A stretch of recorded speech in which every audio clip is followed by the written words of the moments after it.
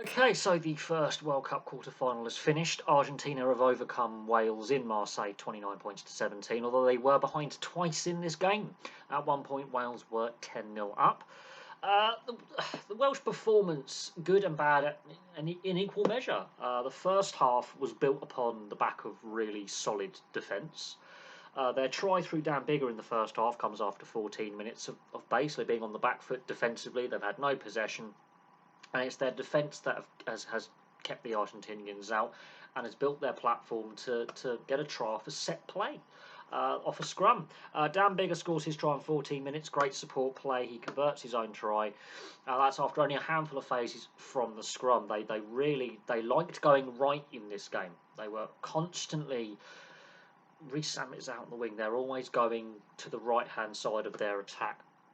But this comes straight down the middle, but they are still focusing on trying to get that line break and get maybe Reece Sam. It ends up being Dan Bigger who finally is the support runner. And he scores all their points in the first half. He scores obviously his try, and he also slots a penalty on 21 minutes. And they're 10-0 up, and they're reasonably comfortable. Argentina haven't quite, well, they've had a lot of possession, quite settled into the game. It's all in the middle third of the field. But then the penalty count starts accelerating for Wales, and this is their undoing in this game. Now, Boffelli kicks 2 penalties before half-time. The second penalty, well, Josh Adams is having a bit of a brain-dead moment there with the pointless cheap shot. They're coach killers.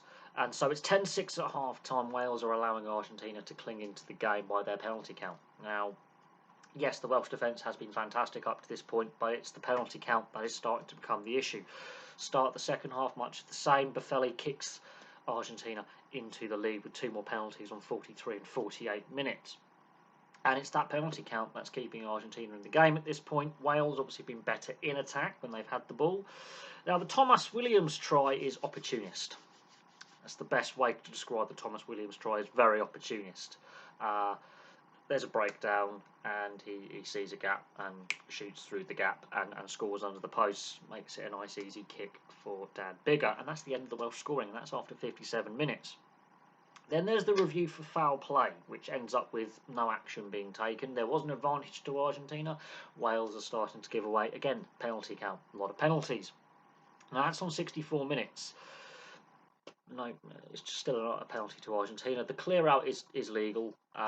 You could argue, yeah, there is contact with the head, but this is where we're getting into this area now, where if we were to yellow card every head contact, we would have no players left on the field. They've tried a choke tackle. Tackler's told to release. The second row for Argentina is going in for a legitimate clear out. He's bent his body. He's gone in. The Welsh defender is falling to the ground at this point. He's been told to release from the tackle, and it's a legitimate clear out that leads to an accidental head contact. There's no deliberate intent to nail him high. Had he not been falling to the ground, he's taken at the waist, and it's a proper clear out. And so that wastes a few minutes. Scalvi's try comes a few phases later from yet another penalty, line out drive. I think the Welsh were lucky that that wasn't a penalty try for bringing the line out down, the rolling ball down. A few phases later, the Argentinian forwards recycle, and Scalvi, the replacement prop, goes over on 67 minutes, and Boffelli converts that. The Reece Sammet no try.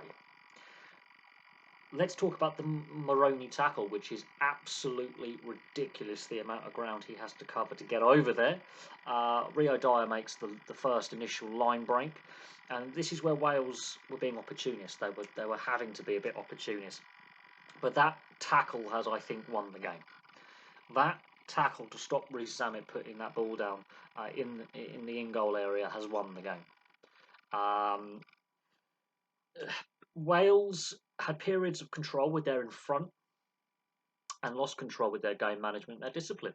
But that tackle wins Argentina the game, because a few minutes later there's a scrum and Wales are now behind again, and Sanchez intercepts the ball and goes down and scores on 77 minutes. Boffelli converts, and then Sanchez slots the winning penalty. And now, unfortunately, the last 3 minutes I lost internet connection briefly, so I didn't actually see the Sanchez try, but Wales have got to play.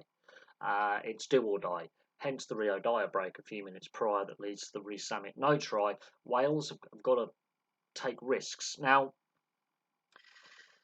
interestingly, you look at the stats: Argentina more possession, lower penalty count, less handling errors.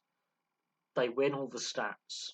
And that's what I think is also for the advanced stats people. But the actual game itself, Wales were 10-0 up, coughed that lead up with poor discipline.